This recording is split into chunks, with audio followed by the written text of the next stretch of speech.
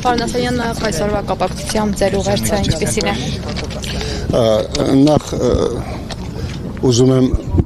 այսօրվա կապակցությամբ շնորհավորել մեր ժողովրդին։ Սա մեր պատմական հիշողությունն է եւ ոչ մի հայ կներեք մի քիչ կոպիտ եթե ասեմ բարոյական իրավունք չունի մոռանալու որ մեր գոյության հիմքը դրվել է հենց այստեղ Սարդարաբադի եւ Մայիսյան հերոսամարտերը հենց այն էջը դարձան որով բացվեց մեր պետականության ճանապարհը ես անձամբ մեր ժողովրդին ուզում եմ մի բան ասել սիրելի ժողովուրդ երբեք մի մոռացեք անցյալը նա ով անցյալ չունի նա չունի նաև ապագա հնարավոր չէ դատարկ տեղը երկիր կառուցել անցյալը կներեք անցյալը շենքի դեպքում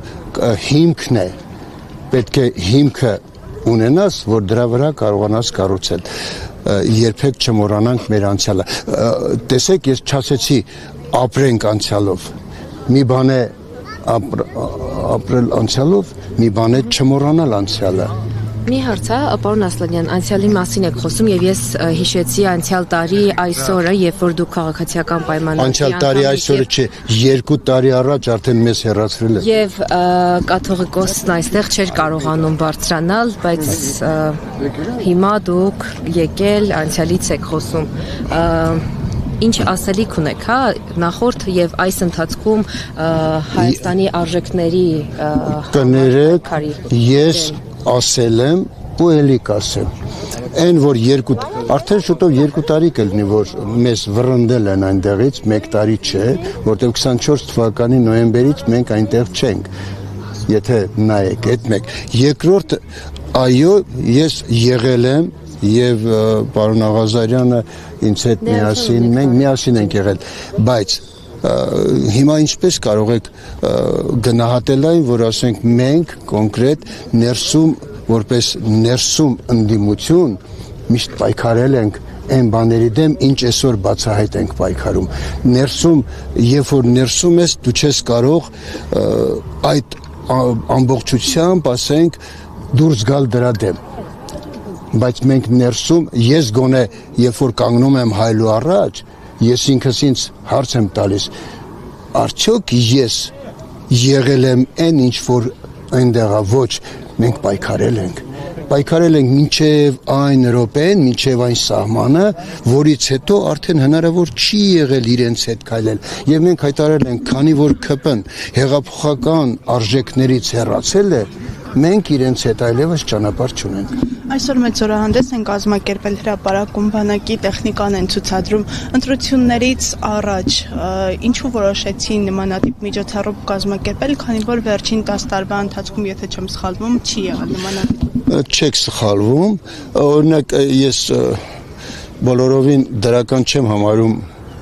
առաջին որ այստեղ այսօր զորահանդես է զորահանդեսից առաջ նախ եւ առաջ երկրի ղեկավարությունը պետք է լիներ այստեղ որովհետեւ սա մեր անկախության օրն է եւ անկախության օրը շատ ավելի կարեւոր է քան ինչ որ զորահանդես առավել եւս ես ճիշտ է ռազմական մասնագետ չեմ բայց քիչ թե շատ առնչվում եմ ռազմական տեխնիկայի ինչ էր ցուցադրվում ես ճանապարհին գալիս եի եւ նայում էի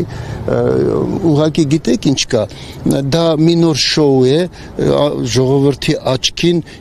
ցույց տալու որ տեսեք մենք ինչ զենքեր ունենք այդ զենքերով այս պայմաններում դու Ադրբեջանի դեմ չես կարող, որովհետև եթե դրա կողքին ցույց տային, թե Ադրբեջանը ինչ զենքեր է առել եւ քանի ինչ պայմաններում ինքը քեզ ուղղակի կուլ կտա, երբ որ այս պայմաններում Ադրբեջանը այս տարվա կտրվածքով շուրջ 30%-ով ավելացրել է իր ռազմական բյուջեն, հասցնելով կարծեմ 2.5 միլիարդի, իսկ մերոնք այսպես ռազմական բյուջեն 15%-ով կրճատում են։ Երբ որ ես վերջերս հարցազրույցի ժամանակ այդպես մի բան ասացի, օրինակ ես կընդունեի Փաշինյանին, եթե հենց այսօր ինքը դուրս գար եւ ժողովուրդն էլ կընդուներ։ Երբ որ դուրս գար ասեր ժողովուրդ ջան, ես ոչ թոշակներն եմ բարձրացնելու, ոչ աշխատավարձերը, ոչ ասֆալտ եմ արելու, ոչ ման չեմ անելու։ Ես ռազմարտունաբերությունն եմ հզորացնելու, որպեսզի 1-2 տարի հետո մենք կարողանանք իսկապես մեր հարևան մեծ չկամներին, ինչպես պետք է տեղը դնենք։ Պարոն Ասլանյան, բայց ասում են խաղաղությունն է, իրենք այդպես չեն դիտարկում, որ կարող է ինչ-որ բախ գալ, որ ռազմական գործողություններ սկսվեն եւ տեղը դնելու կարիք լինի։ Շատ կներեք, նախ խաղաղություն չէ։ Նախ հրադադար է։ Երբ պետք է մեր ժողովուրդը հրադադարը խաղաղությունից տարբերի։ Շատ կներեք, ես այս օրինակը նորից եմ բերել։ 1337 թվականից մինչև 1453 թվականը 37-ին 116 տարի Անգլիայի եւ Ֆրանսիայի միջև եղել է պատերազմ։ Եվ այնտեղ միջանկյալ եղել է ժամանակահատված, երբ տասնամյակով, նույնիսկ մի անգամ կարծեմ 20 տարուց ավել, եղել է հրադադար եւ իրար դեմ չերել կռվել, ամբողջ մի սերունդ է մեծացել, բայց չեն կրակել։ Եվ միայն պայմանագիրը կնքվել է ու խաղաղությունը հաստատվել է 1453 թվականին։ Բայց եթե դեռ պայմանագիր չի կնքվել, ուղղակի հրադադարի համաձայնագիր է ձեռք բերվել, եւ այդ համաձայնագիրը չի կնքվի մինչև այն րոպեն, երբ Նիկոլ Փաշինյանը վազելով, վախենալով, ցրան վերգոյի նման կգնա ու մեր եւ սահմանադրությունը կփոխի եւ դուրս կհանի այն բոլոր բաները, որոնք խանգարում են Գասպաջին Ալիևին իր տիրոջը։ Պարոն Ասլանյան, Ռուսաստանից օրեցօր ավելի գոհ սպառնալիքներ են հնչում, զգուշացումներ են ավելի ճիշտ հնչում, ըստ ձեզ այս լարվածությունը մինչև ուր կարող է հասնել, ինչպիսի հանգուցալուծում կարող է ունենալ այս իրավիճակը։ Ռուսաստանի դեպքում գիտեք ինչ կա, եթե դուք հարցին ճիշտ մոտենաք, կտեսնեք հետևյալը։ Մինչև հիմա ռուսական կողմը փորձել է Փաշինյանին ասել, որ 2 լարի վրա մի խաղա։ Բայց տեսնելով, որ արդեն ոչինչ չի ստացվում, այս վերջի անգամ եւ դրանից հետո ժամանակահատվածում ռուսական ղեկավարությունը կոնկրետ դիմում է հայ ժողովրդին։ Եթե նկատել եք, նա հայ ժողովրդին է ասում, ժողովուրդ, տեսեք ինչ կարող է լինել։